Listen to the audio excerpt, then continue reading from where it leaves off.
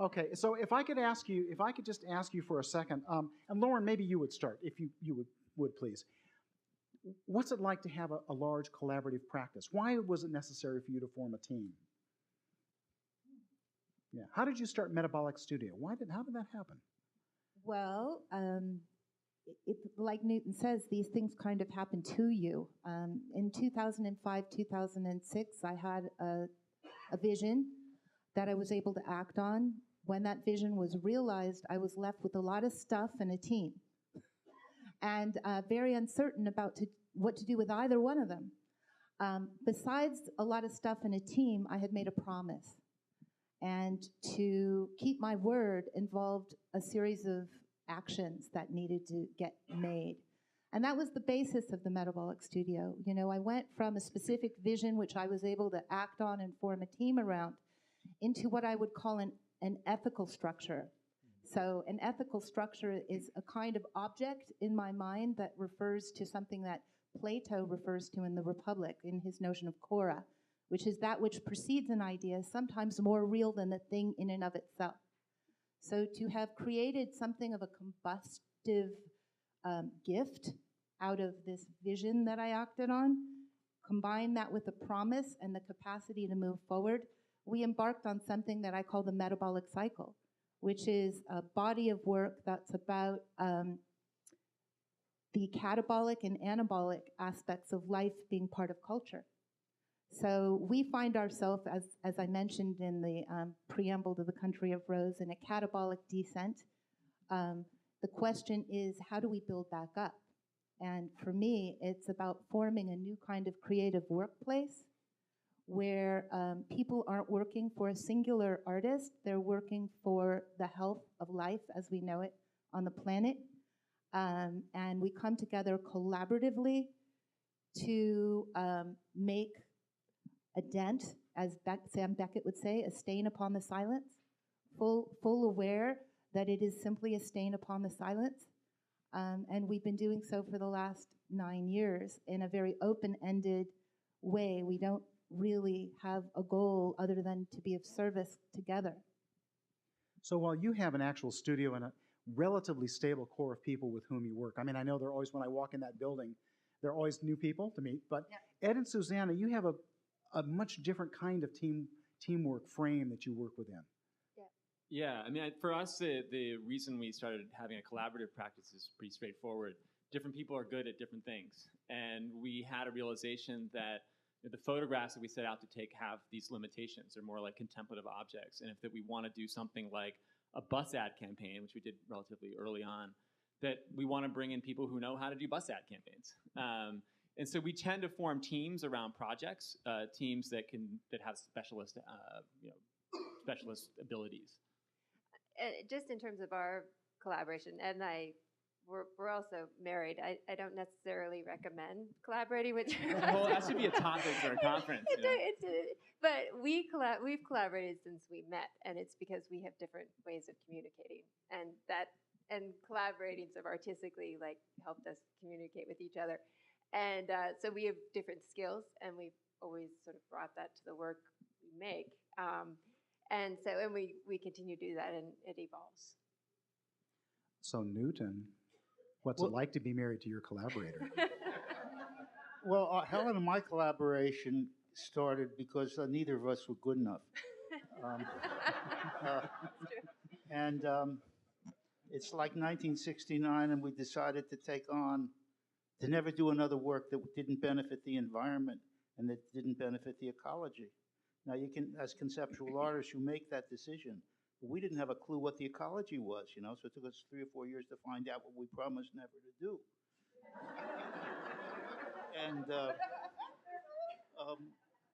And then, I'm way smarter than Helen in some ways, and she's formidably smarter than me in other ways.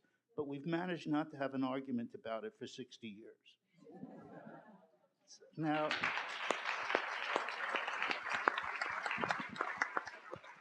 so generally speaking, though, when we do projects, we're invited. Like we're invited to Holland to worry about about 200 square kilometers in the center of Auckland and a $200 billion infrastructure that shouldn't happen. And what we do is we ask that they form a team for us. We name who should be on, what type of being should be on the team. And then that's where the collaboration happens. And that's where wherever we are infiltrates into us. And then we sort of stop being strangers. And they put us in a house in the immigrant section of Howdah. And that was pretty good to be California immigrants among people of other colors than us. And so we had a high old time. But the thing is that collaboration happens. Why we talk about it? It's insane that we talk about it. 100 years ago, 150 years ago, there were farms all over the place. There were farm families. There were absolute collaborations between husbands and wives and kids. We put our kids to work when we worked too. Boy, were they pissed at us. So, I mean, I don't think you can have a category for it.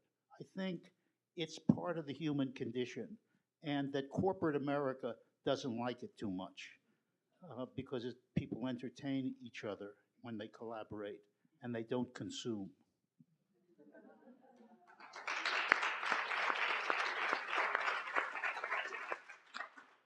I would like to add that I was very impressed today with the talking of the people from Australia.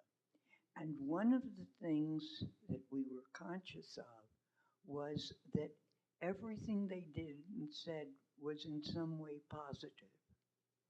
It was a very interesting concept. And I was thinking of, we have to learn to care the way they do. The way they care about the land makes the land, saves the land, and saves themselves. And We have about 5 minutes left, and if we have a question or two from the audience, do we have some mics so we can liberate for the purpose of, thanks, Ed, thank you, yeah. And can we give Chris a mic too? Maybe Helen, could you, or Lauren, great, thank you, yeah. That's great, thanks. Do we have a question or two for the Harrisons, or for Lauren Bond, or for Ed and Susannah? We had a question up here on your side, Brian, thanks.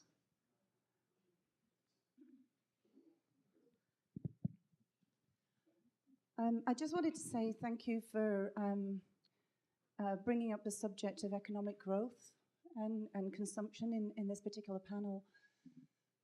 And I wonder, in our collaborations as artists and designers and creative people, if some of the people that we can collaborate with are political economists, new economists, anthropologists who can help us imagine other ways, because I see a big struggle. Not so much, well, of course, people are still struggling to understand global warming and the ramifications and so on and so forth, but parallel to that, people can't imagine beyond the economic system that we're in, that we're trapped in. And I think the artistic community would create a great service in helping people to imagine beyond that. And I have a political economist colleague who says, it's easier for people to imagine the end of the world before they imagine the end of capitalism or a morphing of capitalism. Oof. And we've that area is just wide open. And I wondered if you could speak to that.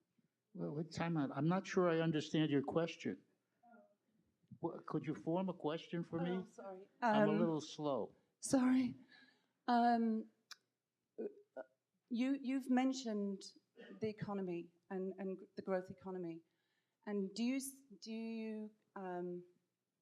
can you see ways that artists could help the public and our culture imagine a different First kind of all, of economy? my experience is that everybody imagines, and they can all imagine. And the problem you face is a problem of fear and courage. And the fear is justified because if you act against the powers that be, you get punished. And so the question is, how do you become, we need a cadre of people who are indifferent to punishment. and who are not fearful of moving forward. I mean, look, Lauren, I'm going to bring this up. Like I asked Lauren, I mean, what are you going to do with a couple of million enraged Mormons in your in this new country we got here? So and justly so. You see, so that I mean, generations have to die and be reformed. Well, I'd like to just briefly say that the convention aspect, the convention is a position that we can take as artists. If everybody here signed up to become part of a citizenship of something called Rose, that's an artist action. It's a metaphoric action, but these ways that we can reclaim our citizenship against the kind of giant organism that Manifest Destiny has claimed for the idea of capitalism. We need to understand that the systems that we're living in, the aqueduct, the Hoover Dam, we're all about Manifest Destiny, or the idea of controlling trade globally. So when we're talking about the limitations of that system for the environment, we're also talking about a post-capitalist driven art practice. So you can define that in any way that you want to. Collaboration is one way. You will notice there's a dearth of people winning big awards who are collaborators, because prize mentality, capitalist mentality, art market mentality favors a cult of originality that keeps us separate and distinct. So we have hierarchical conversations rather than horizontal conversations that collaboration and studio practice engenders. But we each, in our own way, have to then go out and act on those principles to bring a new kind of balance to what our inheritance is, which is, Manifest Destiny is about control the entire world with trade routes. The LA Aqueduct and the Panama Canal opened the same year as a result of what Teddy Roosevelt envisioned for the United States. And we're still living within that system, and it's time to take it apart. And that's what the Country of Rose as a conceptual construct is about. Yeah, I mean, I think this project is actually exemplary to the question you asked. And when you're seeking to change something, you have this choice whether you want to change within the current system, which means encouraging some kind of political action like voting or changing consumer habits, or undo the whole system. And I think when you're looking at undoing the whole system, inherently you're looking at something that's basically utopian in its vision. And so I think it's a little unfair to hold these utopian projects to some standard of like kind of a concrete platform of how step by step you achieve that utopian idea. We've got 1 minute left. I disagree too. I don't think this is utopian, and I can honestly tell you, having walked the aqueduct with 100 mules, that there's people out there right now who I would rather assign my citizenship to, and they know how to put together these societies that you're talking about and are actually living that way. What seems utopian is the belief that what we actually are living with has a future. That seems to me to be a utopian concept. Ellen wants the last word. This is the story of my life. What I really wanted to say was that we have a teacher in our own environment if we knew how to make acquaintance and learn, and that is the Native Americans. The way in which they lived, the fact that they would make fires. Wow. Well, mainly in the spring when the waters were coming down, they would burn a part of the environment that they wanted to get rid of, and they would have the animals come out, and then they had their food, and the new spring waters would become there. But in any kind of way, they lived at peace with the land, and they lived collaborating with the land. And I think they are as good a teacher as we can find, and we ought to begin to explore learning with them and working with them. Helen, thank you. Please.